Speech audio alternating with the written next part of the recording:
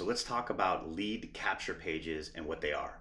Basically, they are a landing page or they're a web form page or there's some sort of way for your prospects to give you information so that they can get contacted, or they're for your prospects to get information so they don't have to talk to you. And that is kind of the bigger reason for landing pages. Sometimes they're called capture pages, but I wanted to kind of talk you through the importance of landing pages and why just a simple web form or a contact us page isn't really sufficient today, especially when you look at websites in the context of being very flat and very static. We call them brochureware, right? It's just there's nothing for people to dig into. It's just very flat, very static. Remember back in the other earlier course, it was Arrogant Mary who's been at the top, been at the been in the middle, and at the bottom of the funnel is ready to make a buying decision. And when our sales reps went to go see Mary, Mary was very arrogant because she knew everything, because she'd done all the research. You want to be that company in your market where people don't have a static web page, they can go deeper. And in order to go deeper, you need landing pages. So let me show you what happens on Heavenly Greens with our landing page strategy. This is our home page. I'm going to go ahead and close this. Right now, out of the gate, we are automatically segmenting you as a user. If you go to any of these categories, let's go to putting greens. There's a couple of things that you're left to choose. You're on one of our first landing pages. How can we help you?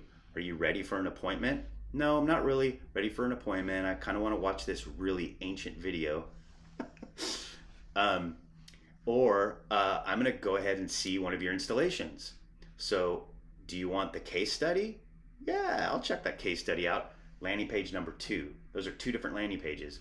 And then there are other landing pages, but they're different names. Request a quote is going to get you to another landing page. If we go back, there is contact us, right? That's a different landing page. And your about us page and your contact us page, you need to have updated constantly because people do go there to try to learn more about you. This is what they look like inside of HubSpot. These are all different landing pages. So we're all made, right? Look how many there are. This is 25 per page. Let's put 100 on one. That's got to be all we got, right? So, yep. I don't know if there's 100, but there's a lot of them there as I'm scrolling.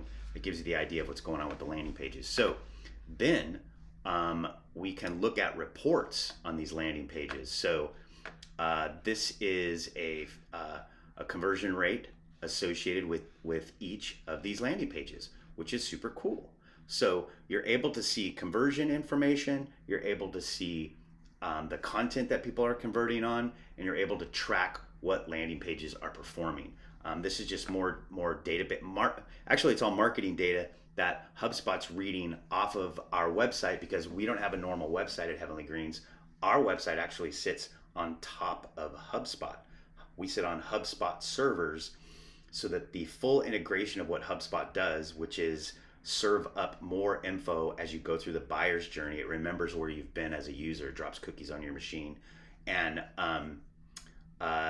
it tends to move people through the buyer's journey, but it's very sophisticated and it's very expensive. But we're able to see this kind of data, which is pretty awesome.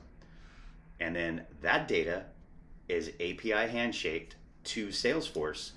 So we're able to come up with our revenue numbers and the information we have around where the leads are coming from, how they got in, and the appointments that are booked and so forth. So that's the importance of landing pages, and you need to have them.